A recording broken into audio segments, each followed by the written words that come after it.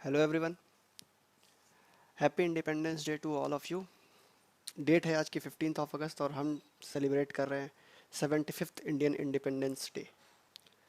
तो देख लेते हैं इंडियन एक्सप्रेस में कुछ इंपॉर्टेंट न्यूज़ जो पब्लिश हुई है। So welcome to simply educational.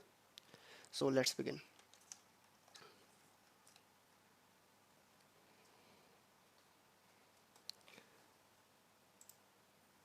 सो बात करें हम पहले न्यूज़ की, तो यहाँ पर ये दिया गया है कि जो कोविड जो थोड़ा कम हुआ होता जा रहा है, उसकी वजह से जो 8 आउट ऑफ 10 फर्म्स है उन्होंने 3 लाख से ऊपर की हायरिंग की है।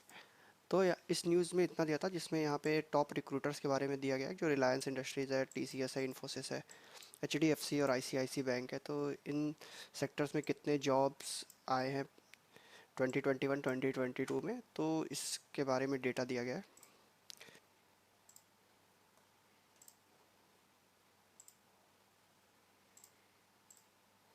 फिर इससे ज़्यादा कुछ इसमें हमें जानने की ज़रूरत नहीं है।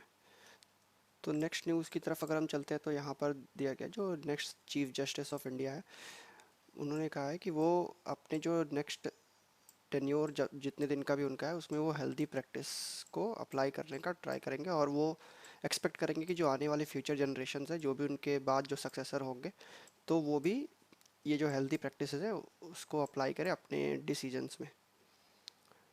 तो बात करते हैं हम यहाँ पे जो चीफ जस्टिस ऑफ इंडिया होने वाले हैं, उनका नाम है उदय उमेश ललित। तो ये जो है यहाँ पे 74 डेज़ के लिए सिर्फ जो है चीफ जस्टिस ऑफ इंडिया बनेंगे, क्योंकि इसके बाद ये 65 ईयर्स ऑफ एज हो जाएंगे। तो 65 ईयर्स ऑफ एज होने के बाद यहाँ पर क्या होता है कि जो चीफ जस्टिस ऑफ इंडिया उन्हें रिटायर होना होता है। तो कन्वेंशन क्या कहता है कि जो outgoing chief justice of India होंगे, वो नेम सजेस्ट करेंगे कि जो नेक्स्ट सीजीआई होगा वो कौन होगा। तो इस न्यूज़ में ये दिया गया है। तो इसमें इन्होंने कहा है कि अ, इस 74 डेज़ को वो एक लिमिटेशन की तरह नहीं, बल्कि एक अपॉर्चुनिटी की तरह देखेंगे कि वहाँ पे एक हेल्दी प्रैक्टिसेस को कैसे इस्टेब्लिश करना है, उस पर वो वर्क करेंगे। तो यहाँ पर ये भी कहा गया है कि मेरी जो प्रैक्टिसेस है उसको एक्सेप्ट भी किया जाए और फ्यूचर जनरेशन द्वारा, और उसको अप्लाई भी किया जाए। तो हम आगे देखते हैं नेक्स्ट पेज पे इनके इनके बारे में कुछ कहा गया है। तो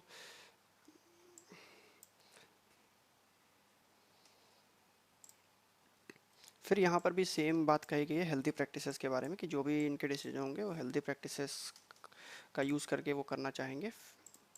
फिर उसके बाद अगर हम देखें, तो यहाँ पे भी गुड प्रैक्टिस के बारे में बताया गया है। और बेल इशू को लेके, जो बेल के इशू चल रहा है कि यहाँ पर बेल मिलना बहुत मुश्किल होता जा रहा है और जेल जो है कंजस्टेड होते जा रहे हैं। तो इस पर इन्होंने कहा है कि जो एनडीपीएस एक्ट्स हैं, एससी एसटी एक्ट है, तो इसमें ये कहा गया कि जो रिलीफ है वो रेडिली ग्रांट होना चाहिए, ना कि उस पर देरी करनी चाहिए। उसके बाद यहाँ पर ये कहा गया है कि जो कोर्ट है उसको कंसिडर करना चाहिए स्टैट्यूटरी कंपल्सन को और सोशल इंटरेस्ट दोनों को कंसिडर करके जो अपना फैसला है वो देना चाहिए। तो इसमें यह भी कहा गया कि जो लॉज है उसको क्लियर करने की ज़रूरत है और कंसिस्टेंट बनाने की ज़रूरत है। तो बात कर लेते हैं हम एनडीपीएस एक्ट्स की। तो यहाँ पर एनडीपीएस एक्ट्स दिया गया narcotic drugs and psychotropic substance 1985।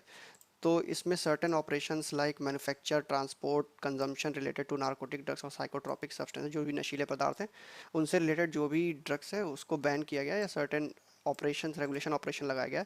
और इस एक्ट में ये भी कहा गया कि जो सर्टेन इलिसिट एक्टिविटीज़ है उसको फाइनेंस करना, लाइक जो कैनबिस का कल्टीवेशन है, गांजा कल्टीवेशन है, फिर नारकोटिक्स ड्रग्स का मैन्युफैक्चरिंग है, harbouring of persons engaged in them. तो ये सब चीज़ों को यहाँ पर इस जो एक्ट है उसमें रेगुलेट किया गया है। फिर इसमें ये कहा गया है कि जो इसमें अगर गिल्टी पाया जाता है तो 10 साल तक की सज़ा हो सकती, 10 साल कम से कम सज़ा होगी, और ये 20 साल तक बढ़ाई जा सकती है। और फाइन जो है कम से कम 1 लाख रुपए का इसमें लगता है। फिर इसमें ये कहा गया है कि जो नारकोटिक्स ड्रग्स है, तो डेथ पेनल्टी के लिए भी इसमें प्रोविज़न है, वेयर पर्सन अगर रिपीटेड ऑफेंडर है तो इसमें डेथ पेनल्टी के लिए भी जो है प्रोविज़न दिया गया है। तो इसी एक्ट के द्वारा जो 1985 में ये जो एक्ट बना था, NDPS, narcotics drug and psychotropic substances, तो इसके थ्रू ही ये नारकोटिक्स कंट्रोल ब्यूरो का जो है इस्टेब्लिशमेंट हुआ था 1986 में। तो यहाँ पर आप क्लिक कर सकते हैं और नारकोटिक्स कंट्रोल ब्यूरो के बारे में पढ़ सकते हैं। तो एनसीबी जो है एक नोडल एजेंसी है जो कि कोऑर्डिनेट करती है वेरियस मिनिस्ट्रीज़ के साथ, office and state central enforcement agencies के साथ, किस रिगार्ड में, जो ड्रग लॉ और इन्फोर्समेंट है और उसके रेस्पेक्ट में जो ड्रग अब्यूज़ का मैटर है उससे ये डील करती है। तो अभी एनडीपीएस अमेंडमेंट एक्ट लाया गया था जिसमें 27 एक्ट के बारे में बताया गया था, उसमें एक एरर था उसको रेक्टिफाई किया गया था। तो 2014 में अमेंड किया गया था ताकि जो नारकोटिक्स ड्रग्स है मेडिकल नेसेसिटीज़ के लिए उसको ईज़ कर दिया जाए। और लेकिन जो इसमें पेनल प्रोविज़न है, जो भी इसमें सज़ा वाली जो प्रोविजंस है उसको अमेंड नहीं किया गया था। तो जून 2022 में त्रिपुरा हाई कोर्ट जो है इसमें इस लॉ में फ्लॉ निकालता है और डायरेक्ट करता है यूनियन होम मिनिस्ट्री को कि इसके जो प्रोविजंस है उसको अमेंड किया जाए। फिर यहाँ सेक्शन 27 ऑफ एनडीपीएस एक्ट दिया गया है। तो पनिशेबल ऑफेंस है अगर सेक्शन 27A के अंदर लाया गया। तो ये जो अमेंडमेंट लाया जा रहा है इसमें रिग्रेस इम्प्रिजनमेंट की बात की गई है। फिर जो 20 ईयर्स तक का जो है टर्म एक्सटेंड भी हो सकता है। तो ये सब चीज़ें इसमें है, तो आप इसको पढ़ सकते हैं। फिर तो ऑब्जेक्टिव क्या है, तो जो विक्टिम्स है उनको ड्रग अब्यूज़ से बचाना, हेल्प करना ड्रग अब्यूज़ से, और जो एडिक्शन है उससे बाहर निकालना, और लिमिटेड क्वांटिटी ऑफ ड्रग्स के पोजेशन को डीक्रिमिनलाइज करना, ये कुछ ऑब्जेक्टिव्स हैं। फिर जस्टिस यूयू ललित ने SC/ST एक्ट के बारे में बात की है रिगार्डिंग हेल्दी प्रैक्टिसेस और बेल लॉ से रिलेटेड।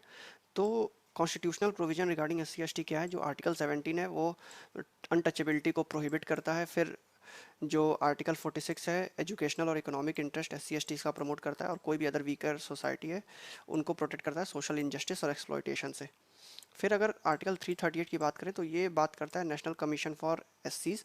तो national commission for scheduled caste ये क्या करता है, इन्वेस्टिगेट करता है, मॉनिटर करता है जो भी मैटर रिलेटिंग टू SCs है, और उनको लीगल सेफगार्ड प्रोवाइड करता है और उनकी जो वर्किंग है उसको इवेलुएट करता है। फिर अगर कोई भी specific complain with respect to SCs, तो उनके अगर राइट को डिप्राइव किया गया है या सेफगार्ड को डिप्राइव किया गया है तो उस रिस्पेक्ट में वो कंप्लेन को भी इसमें एक्नॉलेज करता है। फिर 338A की बात करते हैं तो उसमें नेशनल कमीशन फॉर ST है। तो बाकी सेम इसमें इन्वेस्टिगेट करना और इंक्वायर करना स्पेसिफिक कंप्लेन में, ये सब चीज़ें इसमें दी गई हैं। तो ये सेम फंक्शन करता है। फिर मेजर क्या लिए गए हैं गवर्नमेंट द्वारा, रिजर्वेशन पॉलिसी के बारे में बात की गई है। फिर थोराट कमेटी ने क्या कहा है कि जो ये फर्स्ट एवर कमेटी थी 2007 में इस्टेब्लिश की गई थी जिसमें कास्ट डिस्क्रिमिनेशन के बारे में स्टडी करने के लिए जो इसको सेटअप किया गया था, लेकिन HRD मिनिस्ट्री इसको फेल कर इम्प्लीमेंट करने में फेल हो गई है। फिर सैलिएंट फीचर्स क्या है शेड्यूल कास्ट और शेड्यूल ट्राइब में, like new types of offences जो कि इंडियन पीनल कोड या फिर protection of civil rights act 1955 में प्रेजेंट नहीं है। फिर जो भी पीपल हैं शेड्यूल कास्ट के, शेड्यूल ट्राइब के, उनके अगेंस्ट जो जो उनके अगेंस्ट जो भी क्राइम हो रहा है उससे प्रिवेंट करने के लिए, तो ये सब कुछ टर्म्स दिए गए हैं। फिर prevention of atrocities amendment act 2015 में लाया गया था, तो उसमें न्यू ऑफेंसेस को ऐड किया गया, लाइक जो मुस्टैश सिमिलर एक्ट्स जैसे बाल कटवा देना, गंजा कर देना, मूछ मूछ कटवा देना, या फिर डेरोगेटरी है मेंबर्स के डिग्निटी के लिए। फिर चप्पल या जूतों का के माला पहना देना, फिर उनको खेती नहीं करने देना, फिर मैनुअल स्कैवेंजिंग को परमिट करना उनके लिए, तो ये सब चीज़ें। फिर किसी वुमेन को देवदासी कहना और उसको यूज़ करना कि ये देवदासी है, तो फिर अपने पर्पज़ के लिए उनका यूज़ करना। फिर कास्ट नेम का अब्यूज़ जो है कास्ट के नाम से बुला के उनको अब्यूज़ करना, तो ये सब कुछ ऑफेंसेज हैं जो कि एट्रोसिटीज़ एक्ट में डाले गए थे। तो इसको प्रिवेंट करने के लिए तो ये अमेंडमेंट है, आप इसको पढ़ सकते हैं। फिर फिर यहाँ पे एडवांटेजेस दिए गए हैं कि अवेयरनेस इससे बढ़ेगी। फिर हम बात करते हैं तो राइट्स इंश्योर होंगे, SC/ST के एम्पावरमेंट मिलेगी। फिर माइंडसेट में, लोगों के माइंडसेट में भी जो है चेंजेस आएगा। फिर कुछ ड्रॉबैक दिए हैं लाइक कन्विक्शन रेट कम है यहाँ पे। फिर रिहेबिलिटेशन विक्टिम्स जो है वो भी, रिहेबिलिटेड विक्टिम्स जो हैं वो भी बहुत कम है। फिर अवेयरनेस भी बहुत कम है और कुछ स्टेट्स ने इम्प्लीमेंट किया है इसको। फिर मोस्ट मिसयूज लॉ है। फिर 2018 के सुप्रीम कोर्ट जजमेंट में क्या कहा गया था, जो प्रिवेंशन ऑफ एट्रोसिटीज़ एक्ट है, तो उसमें ये कहा गया था जो सुभाष काशीनाथ महाजन थे versus state of Maharashtra case में, यहाँ पर सुप्रीम कोर्ट ने ये कहा था कि जो प्रिवेंशन ऑफ एट्रोसिटीज़ एक्ट है वो हाईली मिसयूज़ हो रहा है और मेजर्स जो हैं इसको रोकने के लिए वो अडॉप्ट करने की ज़रूरत है। एपेक्स कोर्ट ने ये भी कहा था कि ये सबसे ज़्यादा मिसयूज़ होने वाला लॉ है जिसमें इनोसेंट्स और इनोसेंट को परसिक्यूट करने के लिए, और जो पब्लिक सर्वेंट्स हैं उनको परसिक्यूट करने के लिए और अपने पॉलिटिकल गेंस के लिए इसका यूज़ किया जाता है। फिर इसमें और भी कुछ की गाइडलाइंस दी गई है कि लाइक बेल में क्या होगा, अरेस्ट में क्या होगा, फिर एफआईआर में क्या होगा। तो ये सब चीज़ें हैं लाइक SC/ST एक्ट में। तो ये कुछ इम्पोर्टेंट था यहाँ पर रिगार्डिंग जो justice next chief justice of India है UU ललित, उनके जो स्टेटमेंट है उससे रिलेटेड। तो फिर राकेश झुनझुनवाला जो है उनकी डेथ हो गई है, 62 ईयर्स के थे। तो अभी एक वीक पहले जो इंडिया की न्यूएस्ट एयरलाइन है अकासा एयर, उसके फाउंडर थे, और ये जो इंडियन स्टॉक मार्केट में एक बहुत जानी मानी हस्ती थे। तो इसमें इन्होंने जो आकाशा एयरलाइंस थी उसने 7 अगस्त को अपनी पहली फ़्लाइट भरी थी मुंबई से अहमदाबाद के लिए। तो इनको अचानक हार्ट अटैक आया, तो और ये 6:45 AM पे इनको डेड डिक्लेयर कर दिया गया।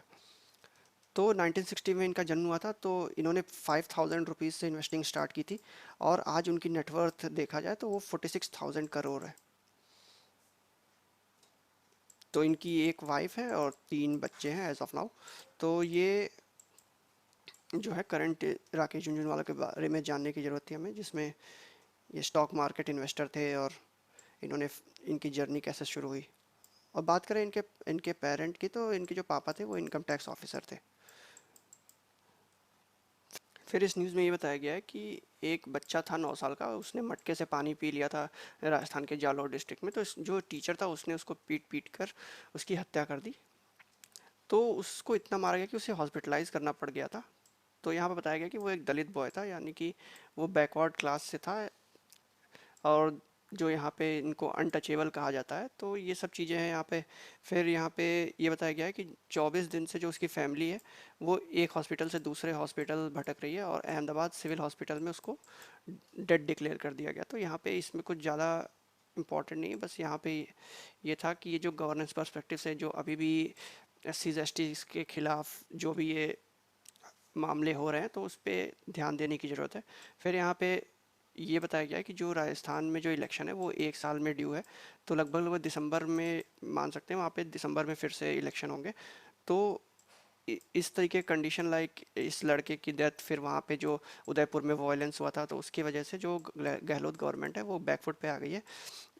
फिर गवर्नमेंट को चांस मिल गया है कि जो रिसेंट केसेस हैं उनको यूज़ करके सरकार पर दबाव बनाया जाए और वोट बैंक हासिल किया। तो ये सब इम्पोर्टेंट इतना नहीं है। फिर हमें ये गवर्नेंस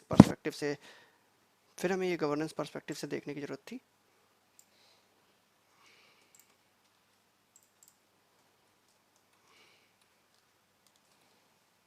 फिर फर्स्ट पेज पे इतना कुछ इम्पोर्टेंट न्यूज़ नहीं है।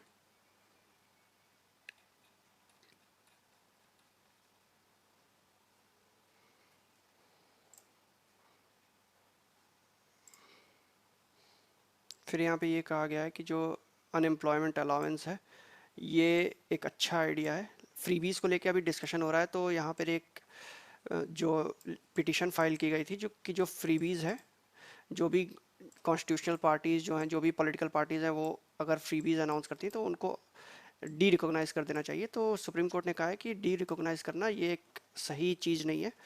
तो इसमें ये कहा गया है कि जो अनएम्प्लॉयमेंट अलाउंस है वो तो सही है, लेकिन फिजिकल मैनेजमेंट इंपॉर्टेंट है। यानी कि जो जो स्टेट को अपना जो फिजिकल है उसको देखना चाहिए, स्टेट पे क्या बर्डन है, लोड है कितने पैसे का। तो ये सब चीज़ें देख के रखनी चाहिए, या फिर फाइनेंस कमीशन जो है उससे हेल्प लेनी चाहिए। तो ये इस न्यूज़ में बताया गया है।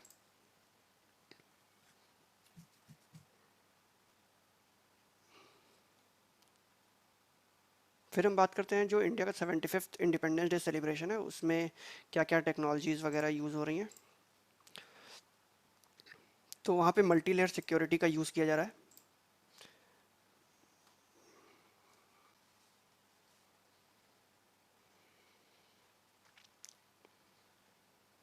तो यहाँ पे पुलिस द्वारा कहा जा रहा है कि 10,000 से ज़्यादा पर्सनल जो है वो डिप्लॉय होंगे। काइट कैचर्स को डिप्लॉय कर दिया कि अगर कोई भी जो भी बैलून है, या फिर अगर कोई भी चाइनीज़ लैंटर्न है वो भी आसपास भटकता है, तो उसे उसे कैच करना इनका काम रहेगा। तो वो स्ट्रेटेजिक लोकेशंस पे उनको डिप्लॉय कर दिया गया है काइट कैचर्स को। तो ये ध्यान देने वाली बात है। फिर रडार्स को लगाया जाएगा रेड फोर्ट एरिया में। तो रडार्स को लगाया गया है यहाँ पे रेड फोर्ट एरिया में। फिर काउंटर ड्रोन सिस्टम भी बनाया गया जिसको DRDO ने डेवलप किया है।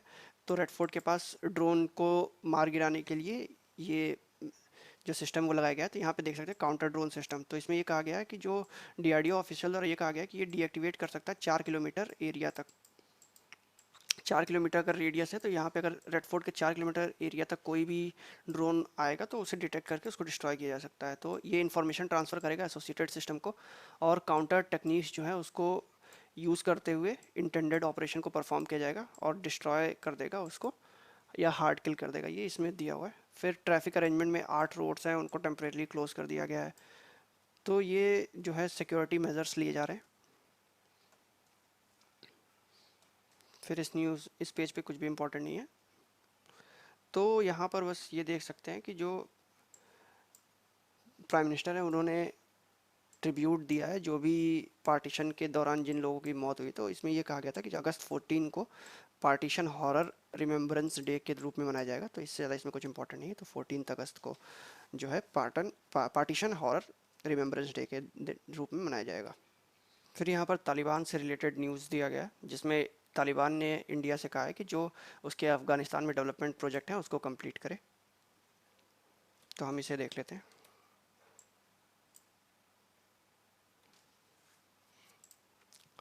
So Taliban regime in Afghanistan has asked Indians to complete the development project it has started in the country। तो जो भी डेवलपमेंट प्रोजेक्ट कंट्रीज में स्टार्ट किए तो उसको कंप्लीट करने की बात कही गई है। तो डिप्लोमेटिक जो मिशन है उसको अपग्रेड करने की बात कही गई है, और ह्यूमैनिटेरियन एस्पेक्ट को डेवलप करने की यहाँ पर बात की गई है। फिर इंडियन साइड का कुछ जो प्रोजेक्ट्स हैं वो कंप्लीशन उनका बाकी है, तो उसको कंप्लीट करने को कहा गया है। फिर अगस्त 15 जो है उसको डिक्लेयर किया गया है holiday, but celebration by Taliban जो रेजिमेंट है वो 1 सितंबर के आसपास हो सकता है, क्योंकि तालिबान ने 15 अगस्त 2021 को जो तालिबान है उसको टेक ओवर कर लिया था, जो भी अफगानिस्तान है उसको टेक ओवर कर लिया था। फिर यहाँ पे बात करें इंडिया के रिसेंट स्टैंड्स की, तो इंडिया ने जो उसकी एम्बेसी है काबुल में वो वापस से खोल दिया। 15 अगस्त 2021 को जो एम्बेसी था उसको इवैक्यूएट कर दिया गया था। फिर हम यहाँ पे बात करते हैं तो जो external affairs minister S Jaishankar हैं, तो उन्होंने कहा है कि इंडिया का जो डिसीजन है मिशन को रीस्टार्ट करने का अफगानिस्तान में, तो वो ह्यूमैनिटेरियन और मेडिकल असिस्टेंस प्रोवाइड करने के लिए है। फिर अगर हम बात करते हैं तो इंडिया का जो असिस्टेंस है अफ़गानिस्तान में वो 3 बिलियन से ज़्यादा है ओवर 20 ईयर्स। जो भी इसमें इन्वेस्टमेंट की गई है वो 3 बिलियन डॉलर से ज़्यादा इन्वेस्टमेंट वहाँ पे की गई थी, like roads, dams, electricity transmission line, substation, schools और हॉस्पिटल बनाने में।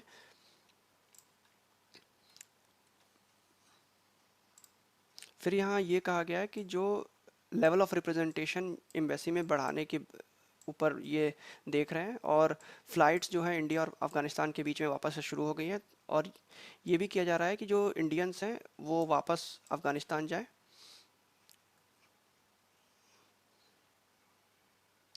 फिर यहाँ पे ये भी कहा गया कि जो इंडिया और अफ़गानिस्तान के बीच में जो ट्रेड है वो डबल हो चुका है, और इसको और इंगेजमेंट बढ़ाने की ज़रूरत है इंडिया और अफ़गानिस्तान के बीच में। और ये कहा गया है कि जो रिमेनिंग प्रॉब्लम्स हैं उसको हम एक कंसर्न और कंसेंसस पे रीच करके उसे सॉल्व करने का कोशिश करेंगे। तो ये तालिबान से रिलेटेड था। तो इंडियन अफ़गानिस्तान से रिलेटेड मैंने एक आर्टिकल इनसाइट आईएएस का है, तो वो मैंने अपने टेलीग्राम चैनल पर शेयर कर दिया, तो आप उसको पढ़ सकते हैं।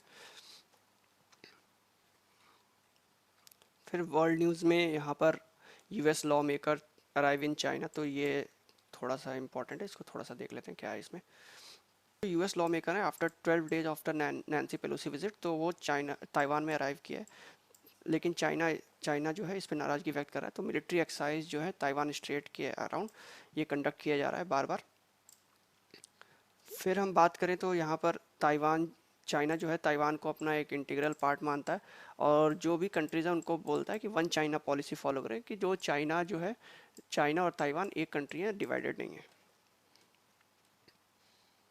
तो वाइट हाउस क्या कर रहा है, जो प्रिपेयर कर रहा है वॉरशिप और प्लेन भेजने की ताइवान स्ट्रेट के through in next few weeks. तो यहाँ पर और यहाँ पे एक रोड मैप भी बनाया जा रहा है जो ताइवान के साथ ट्रेड टॉक करने की। तो ये चाइना को उकसाने की भी एक एक तरीका है, क्योंकि चाइना नहीं चाहता कि ताइवान के साथ कोई रिलेशन बनाए और ताइवान को कोई एक सॉवरेन स्टेट माने। तो ये कुछ इसमें इम्पोर्टेंट इतना नहीं था। तो हम नेक्स्ट न्यूज़ की तरफ बढ़ते हैं। तो यहाँ भी कुछ इम्पोर्टेंट नहीं है। तो इमरान खान ने जो जयशंकर जो एस जयशंकर है हमारे मिनिस्ट्री ऑफ एक्सटर्नल अफेयर, तो उनके क्लिप को प्ले किया और इंडिया के फॉरेन पॉलिसी को प्रेस किया। तो इसमें ये कहा गया है कि जो यूएस के स्टैंड के जो यूएस स्टैंड ले रहा था कि अगर कोई भी रशिया से ऑयल इंपोर्ट करता है तो उस पर बैन लगा देंगे, तो इंडिया इसके प्रेशर को इतना सीरियसली ना लेते हुए रशिया से ऑयल खरीद रहा है। तो इंडिया की जो फॉरेन पॉलिसी है वो इंडिपेंडेंट फॉरेन पॉलिसी है, तो इसके लिए इसको प्रेस किया गया है।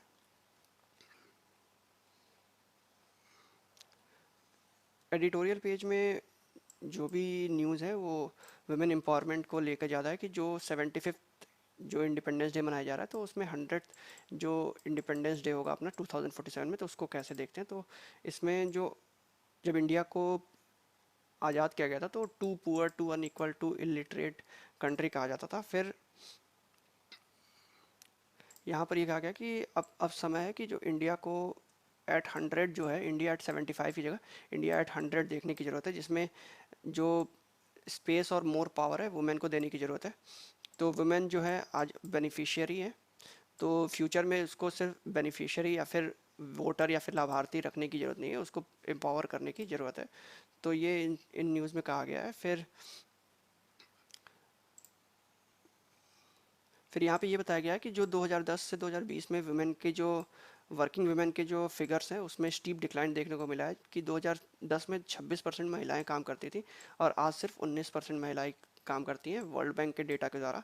और पोस्ट पैंडेमिक तो ये चीज़ जो चैलेंज है रिस्टोरिंग जॉब वो और भी ज़्यादा ग्रे होता जाता है। फिर यहाँ पे हमारे प्रेसिडेंट के बारे में बताया गया है जो द्रौपदी मुर्मू है, जिनको कहा गया है कि सेल्फ मेड वुमेन है, तो इनसे जो वुमेन्स हैं उनको सीख लेनी चाहिए, ऐसा ऑथर ने कहा है। फिर यहाँ पर ये कहा गया है कि जो इंडिया को चेंज करने के लिए तो हेल्थ केयर को चेंज करना बहुत इंपॉर्टेंट है। क्लिनिकल डिलीवरी सर्विस और clean air, water, green spaces, good public transport और हेल्दी डाइट, तो ये चीज़ जो है इंडिया को चेंज करने में हेल्प किया है, तो इसको और हमें स्ट्रेंथन करने की ज़रूरत है। तो इस आर्टिकल में सिर्फ इतना था। फिर हम देखें तो ब्रेक थ्रू नेशन, तो इसमें भी secure environment, access to health care, education की बात की गई है। तो इसमें भी रिसर्च और इनोवेशन जो है उसमें जो नॉन लीनियर ग्रोथ है वो कैटलाइज करेगा इंडिया के ग्रोथ को 2047 में। तो इंडिया को एक विज़न रखना चाहिए, vision India at the rate 247 2047। फिर उसके बाद हम बात करते हैं तो अगर हमें ग्लोबल जो इनोवेशन इंडेक्स है उसमें अमंग टॉप 20 कंट्रीज़ में होने की आवश्यकता है। फिर डिजिटल और डेटा बैक्ड इनोवेशन करने की ज़रूरत है ताकि एक डिजिटल इकोनॉमी बनाया जा सके, एक रोबस्ट डिजिटल इकोनॉमी बनाया जा सके। फिर प्रोडक्टिविटी को बूस्ट करने की ज़रूरत है, इनएफिशिएंसी ऑफ हेल्थ केयर, जो प्रोडक्टिविटी को बूस्ट कैसे करेंगे, किस किस एरिया में, जो हेल्थ केयर के लिए एरिया में है उसमें अफोर्डेबिलिटी बढ़ाना, एक्सेसिबिलिटी बढ़ाना, फिर प्रिवेंटिव हेल्थ अप्रोचेस को बढ़ाना और जो value across complete spectrum of health है उसको भी इंक्रीज करना। फिर सेंटर को क्या करना है, जो हेल्थ केयर रेगुलेशन है उसको मोर फ्लेक्सिबल करने की ज़रूरत है। फिर यहाँ पे गवर्नमेंट क्या कर रही है कि अभी हम देखें तो जीडीपी की बात करते हैं, तो अगर 100 रुपये जीडीपी है तो 1.1 रुपये सिर्फ जो है हेल्थ केयर पे स्पेंड होता है, मतलब 1.1% ऑफ द जीडीपी यहाँ पे स्पेंड किया जाता है अभी हेल्थ केयर पे। तो गवर्नमेंट जो है इसको 2.5% करने की बात कर रही है जीडीपी बाई 2025। और अगर हम बात करते हैं 2047 की, तो इंडिया को एस्पायर करना चाहिए कि जो हेल्थ केयर है उस पर 5% तक का स्पेंडिंग इसमें होनी चाहिए। फिर इंडिया के फार्मास्यूटिकल्स इंडस्ट्री को जो है फार्मेसी ऑफ वर्ल्ड बोला जाता है। तो अगर इंडियन फार्मा को 50 बिलियन की कंपनी जो आज है, जो इंडस्ट्री आज 50 बिलियन की है, उसको 500 बिलियन बाय 2047 बनना है, तो इसके लिए रोड मैप क्या हो सकता है। तो जो रोड मैप होगा वो एक कटिंग एज रिसर्च और इनोवेशन होगा, तो रिसर्च करने की इसमें ज़्यादा ज़रूरत है और जो इनोवेशन लाने की ज़रूरत है कि नई नई टेक्नोलॉजीज़ का इनोवेशन किया जाए। तो रिसर्च लिंक इंसेंटिव्स अगर सरकार द्वारा दिया जाता है तो फार्मा इंडस्ट्री को रिसर्च और डेवलपमेंट करने में, इन्वेस्टमेंट करने में हेल्प मिलेगी और इंडिया को जो 500 बिलियन इंडस्ट्री बनानी है फार्मा को, तो वो बनाने में भी हेल्प होगी। फिर अगर हम बात करते हैं कि इंडिया को अगर ग्लोबल इकोनॉमिक पावर 2047 में बनना है तो वुमेन को भी उनको इक्वल अपॉर्चुनिटीज़ देने की ज़रूरत है और उनको फ्रीडम देने की ज़रूरत है to engage in productive work, और इकोनॉमिक जो मेन स्ट्रीम है उसमें भी उसमें लाने की ज़रूरत है।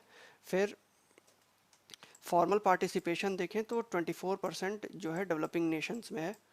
और अगर हम बात करते हैं तो अगर इंडिया को अपने डबल डिजिट ग्रोथ के पाथ पे चलना है तो जो वुमेन का पोटेंशियल है उसको इग्नोर नहीं किया जा सकता, तो ये इसमें दिया हुआ है। फिर वुमेन सेंट्रिक, तो इसको जो पार्टिसिपेशन है उसको बढ़ाने के लिए वुमेन सेंट्रिक प्रोग्राम जिसमें उसके एजुकेशन, हेल्थ, इकोनॉमिक सिक्योरिटी और सेफ्टी और फंडामेंटल राइट्स जो हैं उसको इंश्योर किया जाए, ये इस ऑथर ने कहा है। फिर यहाँ पे 2047 में इंडिया को इन्वायरमेंट और sustainability in its growth model को लाने की ज़रूरत है, जो इन्वायरमेंटल से रिलेटेड है, फिर सस्टेनेबल डेवलपमेंट गोल से रिलेटेड, तो उसको इनकॉर्पोरेट करने की ज़रूरत है अपने जो फ्यूचर प्लान्स है उसमें, जिसमें रिन्यूएबल एनर्जी पे फोकस करना, रिड्यूसिंग वेस्ट, जो इलेक्ट्रॉनिक वेस्ट हो रहे हैं, जो नॉर्मल वेस्ट हो रहे हैं तो उनको डंपिंग कैसे करना, उनको रिसाइकिल कैसे करना, ये सब चीज़ों पे ध्यान देने की ज़रूरत है। एमिशन को कैसे कम करना है, रिसाइकलिंग कैसे करनी है, रीयूज़ कैसे करना है, तो ये सब चीज़ों पे ध्यान देने की ज़रूरत है। तो अगर यहाँ पे लिखा है कि 2047 में इलेक्ट्रिसिटी रिक्वायरमेंट है उसका जो 80% है हमें रिन्यूएबल सोर्स से अचीव करना चाहिए, ये टारगेट होना चाहिए। तो डिजिटली इम्पावर्ड सोसाइटी बनाना और नॉलेज इकोनॉमी बनाना जो कि ट्रांसपेरेंट हो, एफिशिएंट हो, इकोनॉमिकली इंक्लूसिव हो, तो ये इंडिया को जो ग्लोबल पावर है 100th year of its independence वो बनाने में हेल्प करेगा। तो ये कुछ इंपॉर्टेंट पॉइंट्स थे कि 2047 में इंडिया क्या क्या कर सकता है। फिर यहाँ पे भी जो है education indocentric, reducing the gender gap at top, तो इसमें भी यही बात की गई है कि जो इंडिया उसमें वुमेन के जो पार्टिसिपेशन है उसको बढ़ाने की ज़रूरत है, तो इसमें कुछ ज़्यादा इसमें इम्पोर्टेंट नहीं है। फिर नेक्स्ट पेज पे देखें तो वेयर वी आर हेल्थियर, तो ये हमारे लिए इम्पोर्टेंट नहीं है इतना। फिर जो यूथ है इस नेशन का वो उसको आइडियलिस्टिक होना, फ्रीडम लविंग होना, वो जो है इस सोसाइटी को क्राफ्ट करने में हेल्प कर सकता है। फिर सेक्युलरिज्म विदाउट कास्टिज्म, तो ये इतना इम्पोर्टेंट नहीं है हमारे लिए। फिर राकेश झुनझुनवाला के बारे में दिया गया जो लॉन्ग टर्म ऑप्टिमिस्ट थे, पॉजिटिवली देखते थे फ्यूचर की तरफ, लॉन्ग टर्म विजन रखते थे। तो इसमें क्या कहा गया कि झुनझुनवाला जो है वो स्टैंड आउट कैसे कैसे किया अपनी लाइफ में, तो वो इसमें दिया गया, तो इतना इम्पोर्टेंट नहीं है। फिर हम ये 3 न्यूज़ लास्ट में डिस्कस करेंगे। फिर एक्सप्लेन पेज पे ड्रॉट से रिलेटेड दिया हुआ है, जो ईस्टर्न इंडिया, झारखंड और यूपी जैसे स्टेट्स हैं वहाँ पे जो लो रेनफॉल की कंडीशन है उसके बारे में बात की गई, तो हम इसके बारे में डिस्कस कर लेते हैं। जो उत्तर प्रदेश और झारखंड है वो अपना वर्स्ट रेनी सीजन 122 सालों में देखा है, तो जहाँ पे फार्मर्स जो है वो इंतज़ार कर रहे हैं अभी भी गुड मानसून का, ताकि वो जो बीज का बोना है उसे शुरू कर सके। और जो एडमिनिस्ट्रेशन है वो कंटिजेंसी प्लान डिराइव करे कि अगर अगर ड्रॉट सूखा पड़ता है तो इसको इसको कैसे टैकल करना है, तो इसके बारे में डिस्कशन कर रही है। फिर यहाँ दिया गया है कि जो रिकॉर्डेड हिस्ट्री है उसमें वर्स्ट रिकॉर्ड है ये इस मानसून का, तो 2022 में जो रिकॉर्ड आया है वो है 1901 के बाद इतना कम रेनफॉल कभी नहीं हुआ है। तो इसमें रबी खरीफ क्रॉप के बारे में बताया गया, इसमें डेटा दिया गया कि झारखंड और उत्तर प्रदेश, बिहार में कितना बारिश होती है क्या है, तो ये हमारे लिए इम्पोर्टेंट नहीं है। फिर हम रीज़न की बात करते हैं कि जो लो प्रेशर सिस्टम है वो बे ऑफ बंगाल पे बना हुआ है, तो जो बे ऑफ बंगाल है वहाँ पे लो प्रेशर सिस्टम बना हुआ है, और जो ईस्ट वेस्ट मानसून है जो कि ईस्ट वेस्ट मानसून है वो साउथ की तरफ शिफ्ट हो गया, तो जो ये यूपी झारखंड वाला एरिया है वहाँ पे बारिश होने की आशंका कम है। फिर हम बात करते हैं क्रॉपिंग पैटर्न की, तो क्रॉपिंग पैटर्न इंडिया में कैसा है। क्रॉपिंग पैटर्न जो है इंडिया में लाइक ऑन्टोजेनी, रूट डेप्थ के बेसिस पे, क्लाइमेटिक कंडीशंस के बेसिस पे, सीजन्स के बेसिस पे, कार्बन डाइऑक्साइड एब्जॉर्प्शन के बेसिस पे डिफाइन किया जाता है। तो सीजन्स जो है खरीफ क्रॉप्स, रबी क्रॉप्स, जैद क्रॉप्स का होता है। तो सीजन्स के बेसिस पे अगर हम क्लासीफाई करें तो खरीफ क्रॉप्स, रबी क्रॉप्स और जैद क्रॉप्स होते हैं।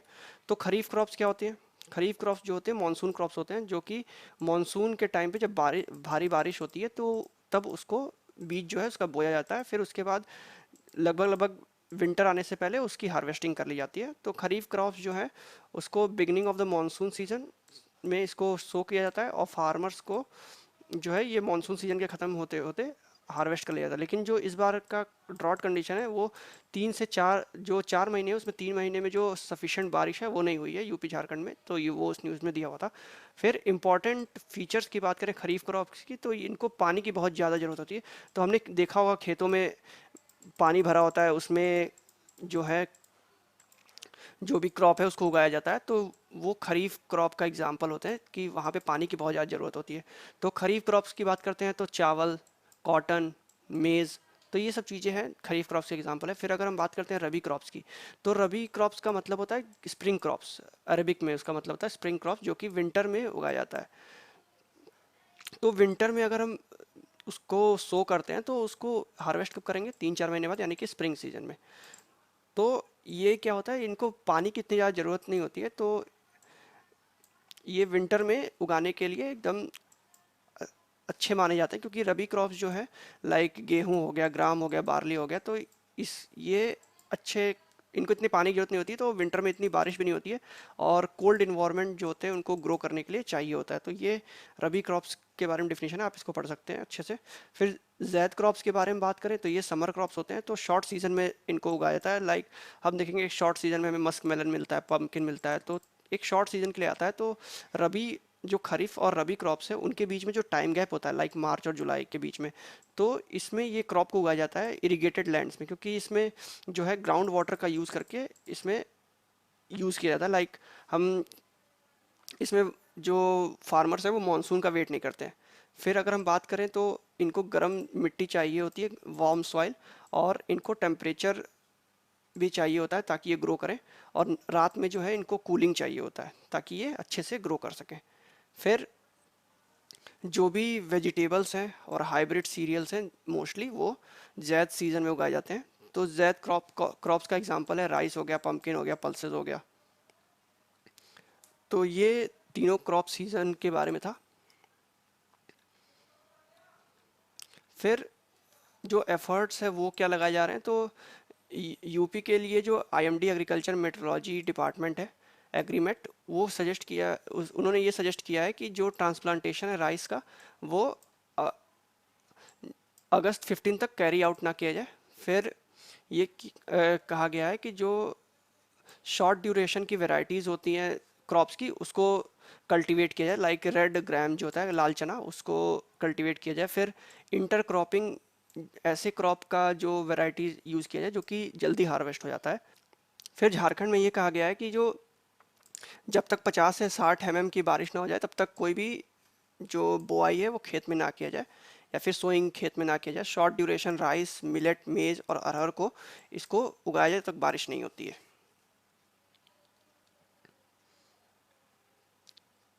तो इस न्यूज़ में इतना था। हमने जो सीजन्स है उसके बारे में देख लिया, क्रॉप्स कौन कौन से उगाए जाते हैं किस किस सीज़न में। तो इस न्यूज़ में इतना ही था।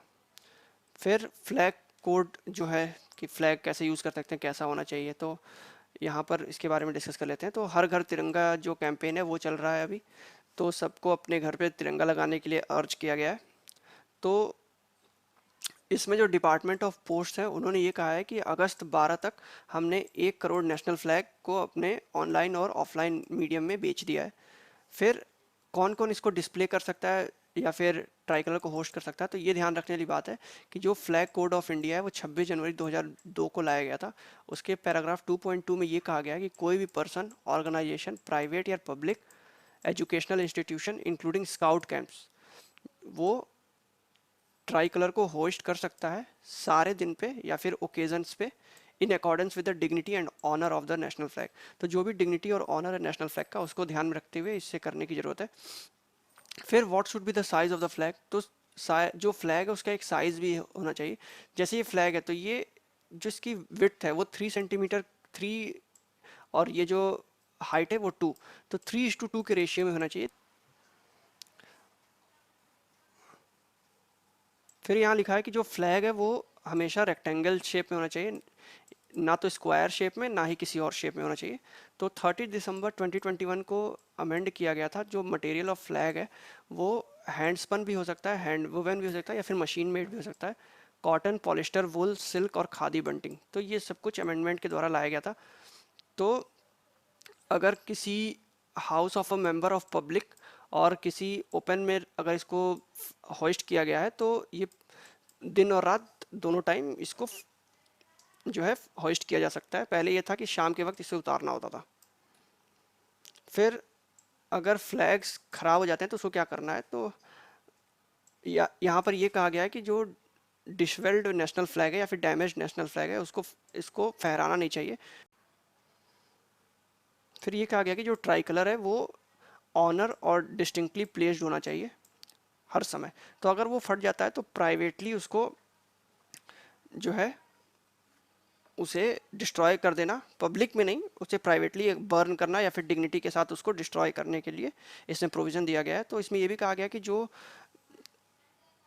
जो फ्लैग मास्ट है यानी कि जो पोल होता है जिसपे फ्लैग को फहराया जाता है तो उसमें कोई भी फ्लावर्स, गार्लैंड या एम्बलम नहीं होना चाहिए, वो एम्बलम प्लेस नहीं करना चाहिए। फिर कोई भी एडवर्टाइजमेंट जो है जिस पे ये फ्लाई होता है उस पर कोई भी एडवर्टाइजमेंट नहीं लगना चाहिए, तो ये इसमें दिया गया है। तो नेशनल फ्लैग को कॉस्ट्यूम या यूनिफॉर्म में यूज़ करना फॉरबिडन है।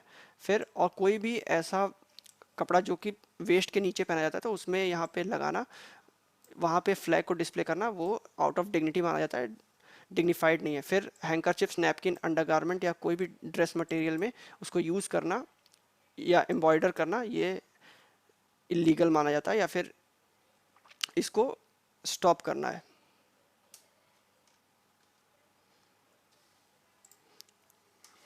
फिर फ्लैग को व्हीकल्स पे फ्लो कर सकते हैं तो president, vice president, prime minister, governor और अदर डिग्निटरीज इसको सिर्फ फ्लो कर सकते हैं और कोई नहीं। और फ्लैग जो है किसी भी गाड़ी के side, back, top of any vehicle इसको ढकने के लिए काम में नहीं लेना है। और फ्लैग को ऐसे स्टोर नहीं करना है जो कि इसको डैमेज कर दे। फिर अगर ये डैमेज हो भी जाता है तो हमें कैसे डिस्ट्रॉय करना है, इसको पूरा कंप्लीटली डिस्ट्रॉय करना है, प्रिफरेबली बाय बर्निंग और by any method consistent with the dignity of the flag. तो इसको ऐसे डिस्ट्रॉय करना है कि ये जो मेथड यूज़ किया है वो फ्लैग की डिग्निटी को हार्म ना पहुंचाए। और ये जो है फ्लैग वो ग्राउंड को या फ्लोर को टच नहीं करना चाहिए, ना ही इसको पानी में बहाना है, ये इसमें दिया गया है।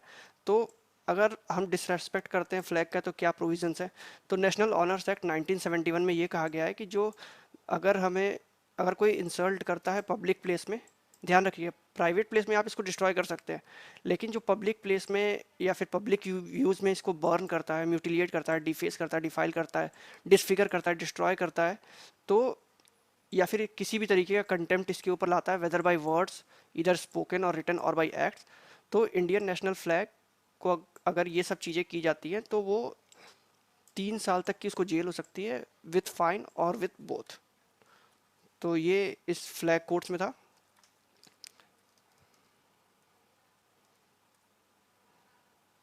फिर कॉन्स्टिट्यूंट असेंबली जो थी उसने अडॉप्ट कब किया था फ्लैग ऑफ फ्रीडम, तो फ्लैग ऑफ फ्रीडम की बात करते हैं तो 22 जुलाई 1947 को इसको अडॉप्ट किया गया था कॉन्स्टिट्यूंट असेंबली द्वारा। तो यहाँ पर 22 जुलाई 1947 को पंडित जवाहरलाल नेहरू ने एक मोशन लाया था अबाउट द फ्लैग। तो सबसे पहले जो कॉन्स्टिट्यूंट असेंबली है उसमें राजेंद्र प्रसाद ने उसको चेयर किया था और उसमें ये कहा था कि जो सबसे पहला मोशन जो पास होगा वो रिगार्डिंग फ्लैग होगा। तो इसमें ये कहा गया था कि जो इंडियन नेशनल फ्लैग होगा वो हॉरिजॉन्टल ट्राई कलर्ड होगा, डीप सैफरन केसरी रंग का होगा, सफ़ेद और डार्क ग्रीन, और सारे इक्वल प्रोपोर्शन में होंगे। ऐसा नहीं कि सैफरन ज़्यादा है या फिर वाइट कम है फिर ग्रीन ज़्यादा है, तो सारे जो होंगे इक्वल प्रोपोर्शन में यहाँ पे बांटे जाएंगे। फिर वाइट बैंड में सेंटर पे एक नेवी ब्लू व्हील होगा जो कि अशोक स्तंभ है सारनाथ में, उसके लॉयन कैपिटल को रिप्रेजेंट करेगा, व्हील जो चक्र है वो रिप्रेजेंट करेगा। और इसका जो साइज़ होगा वो ग्रीन की जो जो सफ़ेद जो पट्टी है उसकी विड्थ के बराबर होगा। फिर रेशियो इसमें बताया गया है कि जो लेंथ और ब्रेथ विड्थ टू लेंथ होगा वो जो है 2:3 होगा।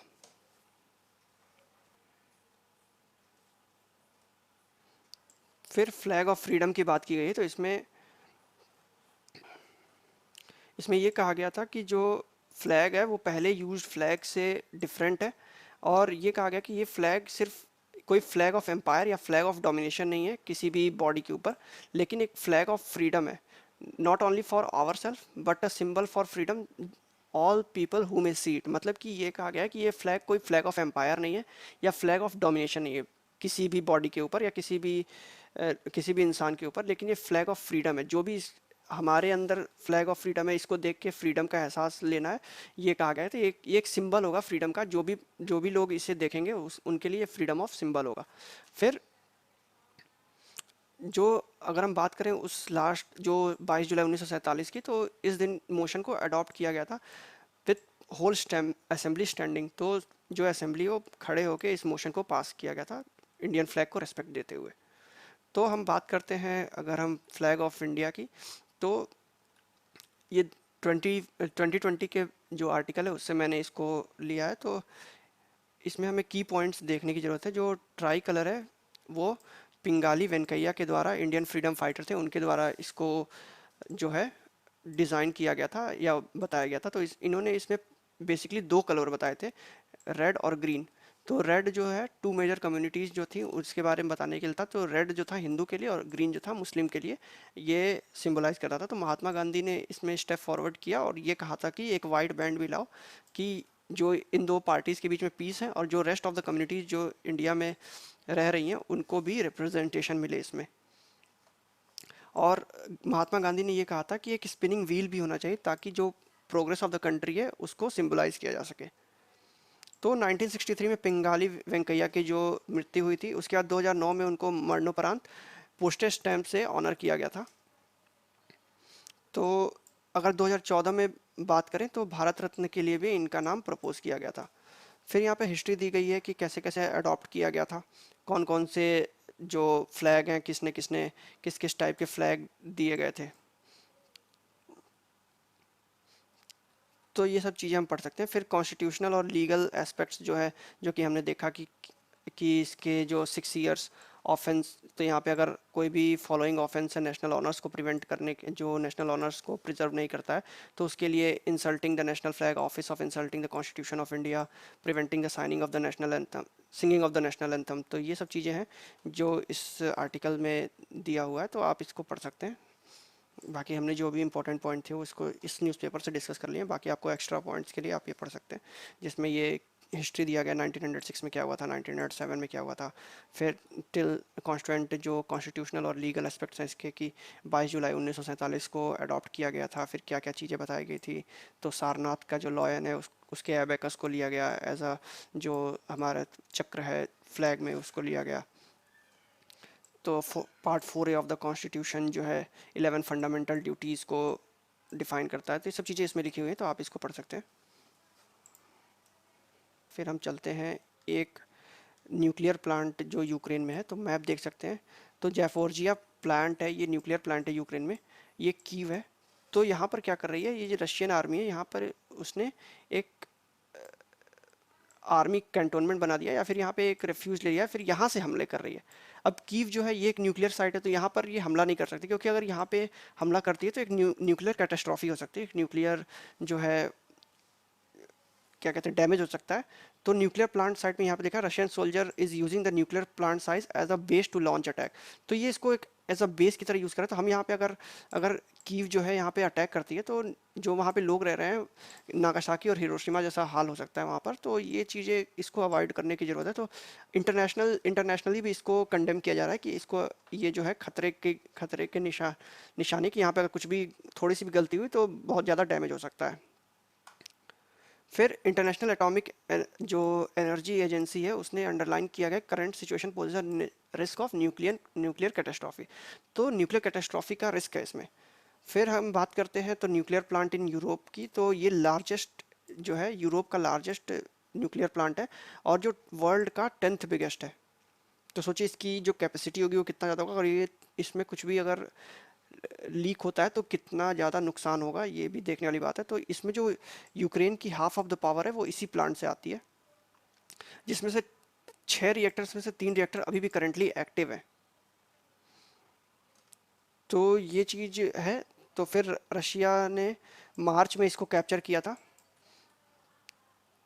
तो ये ग्लोबल अलार्म है, क्योंकि ये एक्टिव थ्रेट है, क्योंकि न्यूक्लियर प्लांट को एज अ शील्ड की तरह इस्तेमाल करना यूक्रेनियन पोजीशन से। तो ये सब चीज़ें जो है एक कैटास्ट्रॉफी की तरफ लेके जा रही हैं। फिर सॉलिड न्यूक्लियर वेस्ट भी है वहाँ पे, फिर एक्टिव रिएक्टर्स भी हैं। तो ये सब चीज़ें रशिया को ध्यान देने वाली बात है कि अगर वहाँ पे जो सोल्जर्स है, अगर वहाँ पे कुछ भी लीकेज होते हैं तो सोल्जर्स जो हैं वहाँ पे उनको भी इफेक्ट होगा और एक मेजर डैमेज हो सकता है लॉन्ग टर्म के लिए। क्योंकि अभी भी देखें तो जापान और नागासाकी और हिरोशिमा है, अभी भी उस डैमेज से निकल नहीं पाए पूरी तरीके से। तो ये एक लॉन्ग टर्म इम्पैक्ट होता है। तो यूएन सेक्रेटरी जनरल जो है एंटोनियो गुटरस ने ये भी इन्होंने भी वार्न किया कि ये सिचुएशन डिजास्टर को लीड कर सकती है।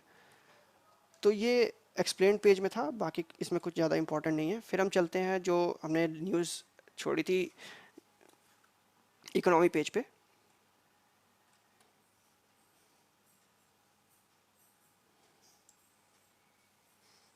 इस न्यूज़ में क्या कहा गया, जो कॉमर्स मिनिस्ट्री है उसने स्पेशल इंसेंटिव स्कीम लाया ताकि जो स्पेशल इकोनॉमिक जोन्स हैं उनको जो है रिवैम्प किया जा सके। तो स्पेशल इकोनॉमिक जोन्स क्या होते हैं? तो स्पेशल इकोनॉमिक जोन्स ऐसी टेरिटरी होती है जो कि country with in a country होती है, लेकिन वो ड्यूटी फ्री होती हैं। लाइक उनके में डिफरेंट बिजनेस और कमर्शियल लॉज अप्लाई होते हैं ताकि उसमें जो इन्वेस्टमेंट्स है उसको इनक्रेज किया जा सकते हैं और एम्प्लॉयमेंट जो है उसको क्रिएट किया जा सके। फिर जो एसईजेड्स होते हैं वो है बेटर एडमिनिस्टर करने के लिए इन एरियाज़ को इसलिए बनाया जाता है, और यहाँ पे तो ईज़ ऑफ डूइंग बिजनेस जो है वो इंक्रीज हो जाता है।